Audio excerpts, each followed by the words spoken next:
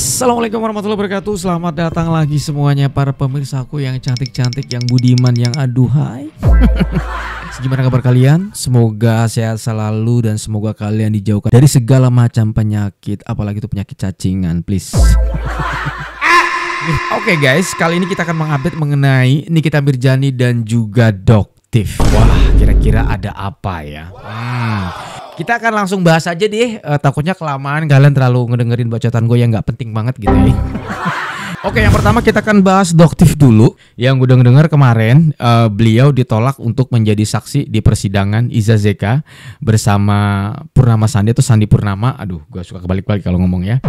Doktif ini kan sebetulnya harusnya menjadi saksi yang harusnya datang langsung di tempat persidangan. Tetapi karena beliau ini lagi perjalanan mau umroh dan sekarang katanya sih lagi di Madinah gitu ya.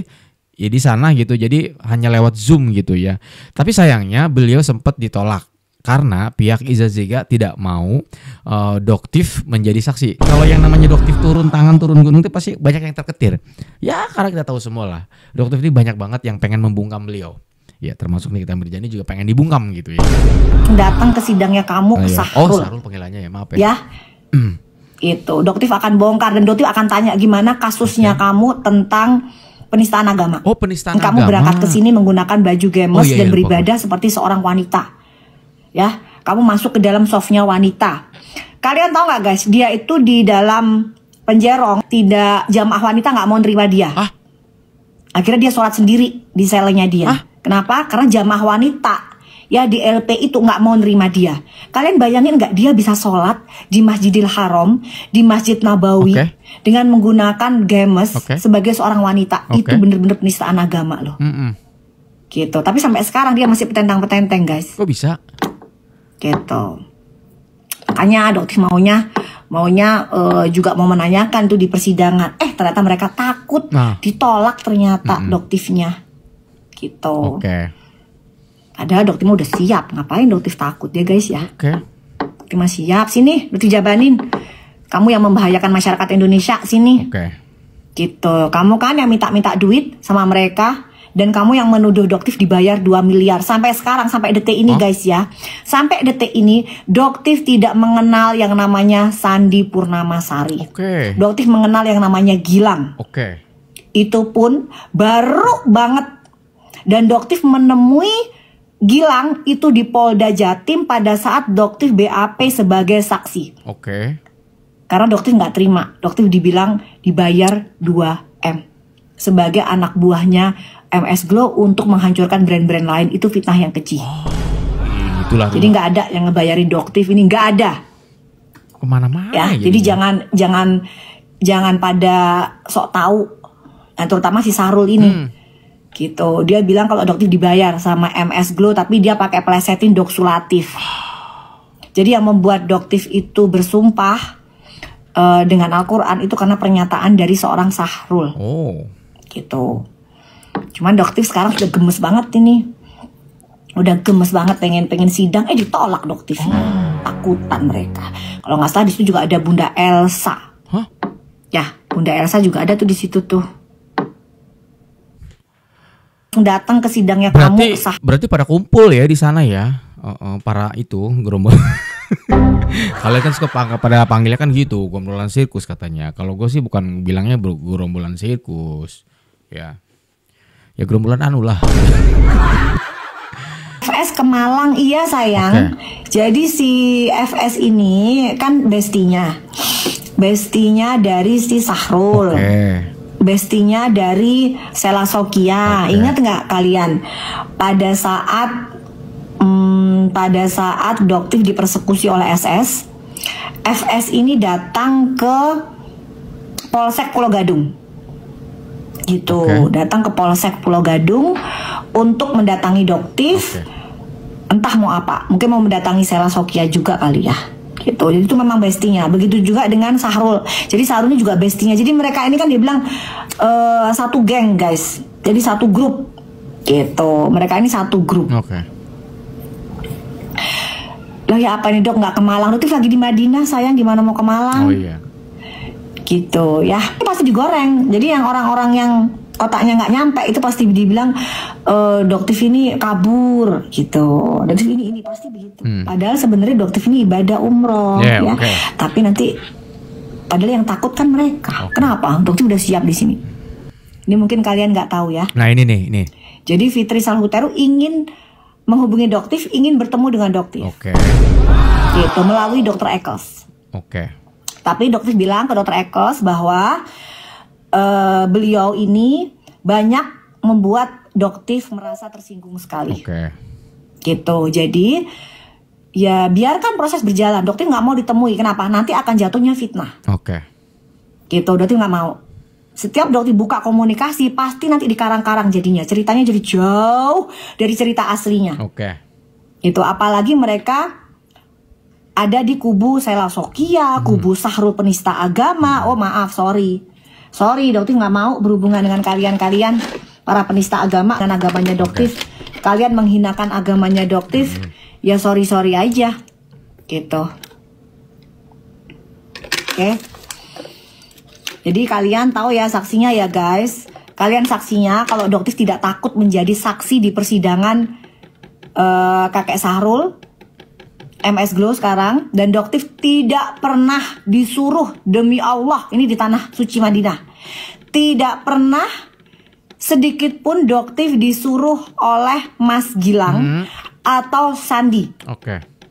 Ya, Doktif pertama kali ketemu dengan Mas Gilang itu di Polda Jatim. Oke, udah dijelasin tadi ya. Dan saksinya adalah bapak-bapak polisi, karena pada saat itu Doktif sebenarnya nggak mau ketemu. Oke, Doktif ini diundang oleh FS untuk bertemu, tapi Doktif juga menolak karena Doktif khawatir takutnya nanti menjadi fitnah. Karena kan itu satu rombongan sama Ono gitu ya. Iya, ini menarik sih menurut gua. Ditolak mentah-mentah ya kan, ajakan dari FS, kemudian Doktif pada saat mau menjadi saksi juga ditolak katanya. Gue dengar ada yang ketakutan, tidak menerima lah mungkin seperti itu. Katanya sih yang tidak menerima adalah pihak dari Iza Zega. Kenapa? Karena dikhawatirkan memberatkan. Mungkin bisa aja seperti itu, tapi kita nggak tahu ya teman-teman ya. Lalu keduanya kita tahu semua bahwa kemarin itu gue sempat lihat juga di VT-VT di TikTok bahwa Dr. Oki sempat datang ya dalam tanda kutip menjadi saksi di persidangan tersebut. Cuman banyak framing katanya tuh. Ya. Nanti si FS itu ngeri banget ya, maunya dikumpulin gitu sama dia gitu ya. Ya. Kepala geng kali ya. Udah kayak teman gua yang sono main geng-gengan gitu ya, dia kepala gengnya mungkin kayak gitu. Lanjut nih teman-teman ya, kita sekaligus ke updatean Nikita Mirzani guys ya. FS ini membuat story, membuat VT ya, seolah-olah pada saat itu menasihati siapa Dr. Oki supaya tidak meninggalkan Nikita Mirzani lah segala macem gitu ya. Dan pokoknya lah membuat framing seolah-olah tuh Nikita Mirzani itu kayak nggak ada temennya atau segala macem. Itu di-up oleh akun dari miliknya Nikita Mirzani. Nah ini seru. Ini seru nih guys ya. Drama nenek tua pantas dia durhaka muka ada 6. Oke. Dan dalam kesempatan saya bertemu dengan Oki yang mungkin sulit lagi kami bertemu. Saya sempat berpesan kepada Oki jangan tinggalkan NM seperti kawan yang lain meninggalkan dia. Terus panjang tuh ya. Kata sok bijaknya jangan tinggalkan NM seperti kawan yang lain meninggalkan dia. Pertanyaannya, kawan NM yang ninggalin NM siapa? Bukannya Ami yang ninggalin lu, karena Ami sudah sadar. Alhamdulillah nggak ada tuh yang meninggalkan Ami. Justru Ami yang memperkecil lingkup pertemanan, karena Ami yang sekarang mau jadi lebih baik, dia nggak mau bergaul lagi dengan orang yang salah. Mantap sih. Kalau melihat dari ketikan ini menurut gua nggak tahu adminnya dari Nikita Mirzani atau ini bisa saja ini Loli yang membuat ketikan ini. Loli langsung tuh menghantam kepala geng.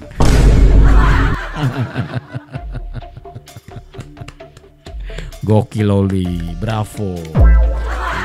Muncul di beranda gua itu ada postingan terbaru dari akun TikToknya Nikita Mirzani. Gua belum cek Instagram ya.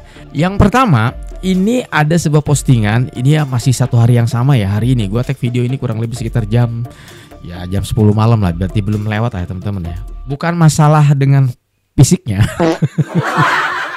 Ya sebagai laki-laki normal gue akui lah dia seksi. Ya udahlah, nggak munafik gitu ya. Oke, ini ada tulisan sekian lama private, mari kita public.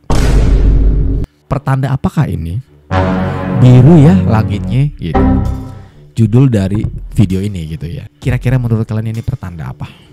Yo, coba. Apakah ini pertanda bahwa Nikita Mirzani akan bebas? Ya. Atau Nikita Mirzani akan siap mulai mengeluarkan senjata-senjatanya untuk berperang melawan musuh-musuhnya? Ya, silakan kalian komentar. Masih jomblo? Okay. Iya. Kalah sama Pegadaian. Kenapa? Ada penaksir. Kamu belum ada yang naksir. Hah? Ini kan Halodeck ya? Ini kan Halodeck ya? Ini maksudnya apa? Nikita Mirzani, Neng, gue manggilin Neng aja deh. Neng, ini kenapa maksudnya Neng? Lagi jatuh cinta lagi? Oke, Halodeck. Ya, oke, Halodeck. Jangan-jangan dia lagi kasmaran nih ya. Gua akan garis besari makna dari ini menurut opini gua merasa kayaknya Nikita Mirzani ini sudah mulai siap berperang secara senyap. Itu menurut opini gua. Kalau yang postingan yang tadi langitnya biru ya gitu ya. Jadi udah ada aura-aura kebebasan gitu ya.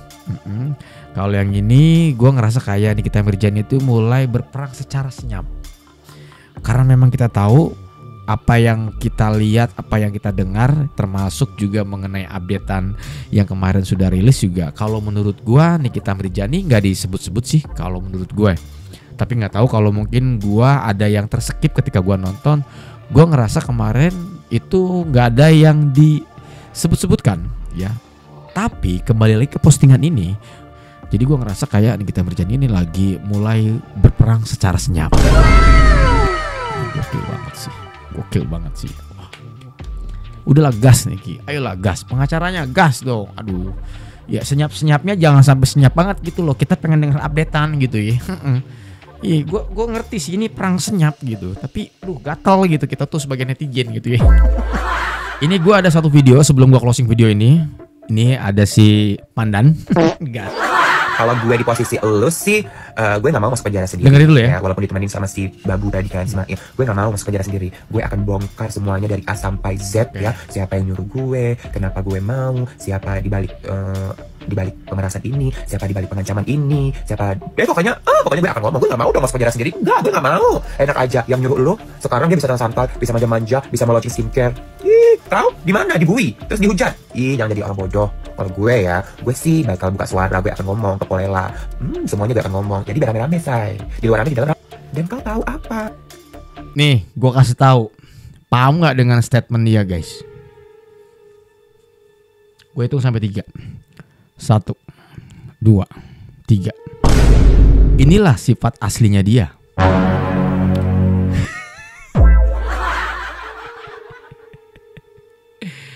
Nih, gue jelasin ya. Dia berstatement kalau gue jadi Lumi, ya jadi Nikita Mirzani maksudnya. Ketika gue masuk gue bersama Mail misalnya, gue nggak akan rela, gue masuk sendiri. Gue akan bongkar semuanya, gue akan tarik semuanya. Pokoknya gue tarik semuanya. Gimana caranya lu juga masuk penjara gitu. Kebayang gak sih dia kalau misalnya dia masuk gitu ya. Kan dia udah dilaporin juga ya sama Doktif ya. Dia dilaporin sama Doktif. Terus kebayang gak sih kalau misalnya dia itu masuk ya. Kan kemarin pengacaranya SS kan sempet dibecandain sama Sunan Kalijaga. Itu kenapa Anda punya klien, maaf dalam tanda kutip, binatang. Iya. Kan geledek itu Sunan Kalijaga. Terus si pengacaranya ngejawab, oh si Panda, oh itu mah bukan klien saya, itu mah anak buahnya. Saya mah, klien saya mah adalah bosnya.